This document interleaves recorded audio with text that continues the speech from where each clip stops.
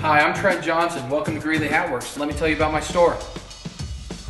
Well, it started out as Greeley Hat and Shine Parlor in 1909 in downtown Greeley, and it was started by two Greek brothers. I'm actually the fourth hat maker to own it, and I was an apprentice here for 3.5 years before I bought it.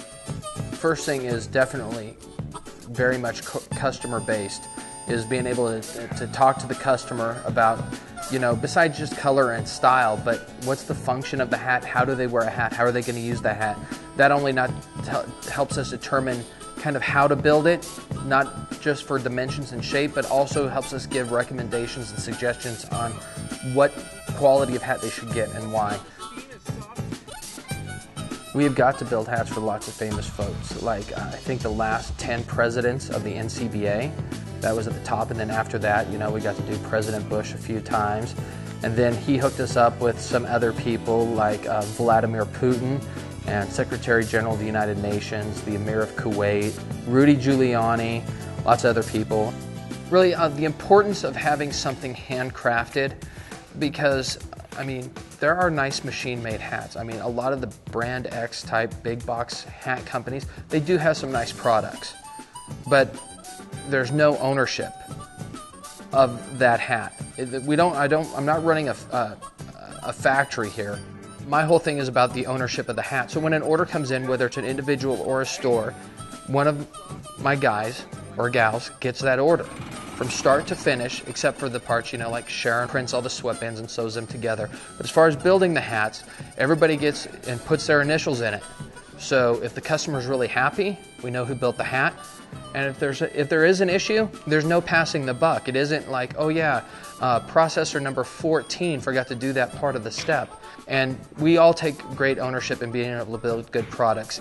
So one of the fun things about either, you know, coming into our store here in Greeley, visiting one of our retail partners, or finding us at a show on the road, is being able to help create your hat. You know, so in our store and a lot of our trade show displays, we have a lot of hats like these that are open and flat that haven't been shaped, and these are just waiting for owners to give them the character that they need.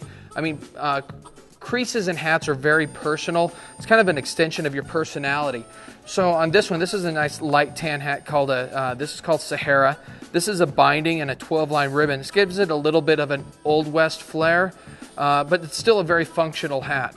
And then when you go in a little bit more contemporary, a lot of the newer hats have more of a shoveled or squared crease across here. Once again, now we've still got a ribbon band on here, but this is a kind of a spin-off of the open road type ribbon without the tails, something we call it a J-bow.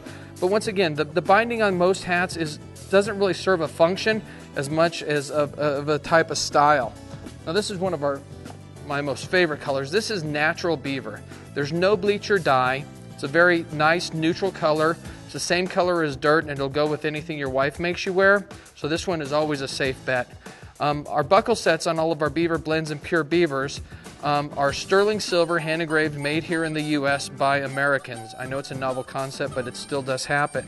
And then, as we were talking earlier about some of the upgrades, this is a finger carved sweatband. So it's all hand carved.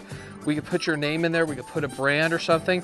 And once again, it really doesn't serve a function, but it looks really nice and would definitely make any owner proud.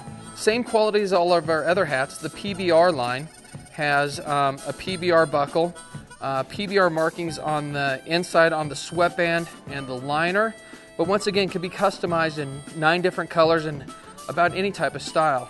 So a lot of what we see around the U.S., especially with national cattlemen and more beef producers and farmers and ranchers, is more of a cattleman style. Once again, it's probably not out of function anymore as much as it used to be, but I mean, this is what Dad wore, this is what Grandpa wore, so it's going to kind of be your own type of family tradition. But we put lots of different spins on it and can make any kind of hat you'd like.